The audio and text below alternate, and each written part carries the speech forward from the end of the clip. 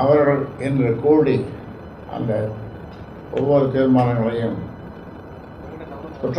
தீர்மானங்கள் என்று சொல்வதை விட குற்றச்சாட்டுகளை எல்லாம் அவர்கள் விரிவாக இங்கே விவாதித்தார்கள்.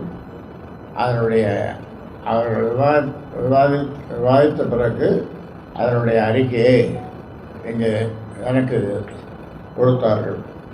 அந்த அறிக்கை என்னவென்று இப்பொழுது அலுவலக எம்எல்ஏ அவர்கள் படிப்பார்கள்.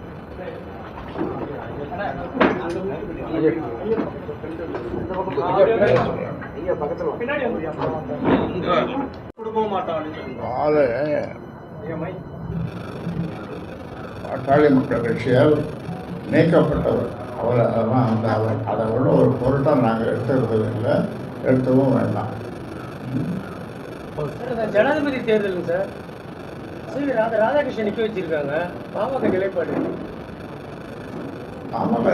வரவேற்க தமிழ்நாட்டை சேர்ந்த ஒருவர் இந்த மாதிரி ஒரு உச்சகட்ட பதவிக்கு போவதை நாங்கள் வரவேற்கிறோம். அது சொந்தமான ஒரு இது கொடுத்துருவோம். எல்லாத்தையும் போட்டு குழப்பீங்க, அதுக்கு போதும். இதோட நிறைய செய்திகள் அவங்கள எடுங்க. 19/8/2025 அன்று இன்று காலை 19 மணிக்கு ஏற்கனவே அறிவிக்கப்பட்டிருந்த ஒழுங்கு நடவடிக்கை குழு 9 உறுப்பினர்களுடன் பாட்டாளி மக்கள் கட்சியுடைய தலைமை அலுவலகம் தைலாபுரம் தோட்டத்தில் இங்கே கூடினோம். இதில் கடந்த 17/8/2025 அன்று விழுப்புரம் மாவட்டம் பட்டானூர் சங்கமித்ரா திருமண மண்டபத்தில் நடைபெற்ற மாநில சிறப்பு பொதுக்குழு கூட்டத்தில் செயல் தலைவர் திரு மருத்துவர் அன்புமணி ராமதாஸ் அவர்கள் மீது பல்வேறு கட்சி விரோத நடவடிக்கைகளுக்காக கட்சி தலைமைக்கு வரப்பெற்ற 16 குற்றச்சாட்டுகளை பொதுக்குழுவில் முன்வைக்கப்பட்டு அவைகள் கட்சியின் அமைப்பு விதி எண் 23 படி ஒழுங்கு நடவடிக்கை குழுக்கு வழங்கப்பட்டது.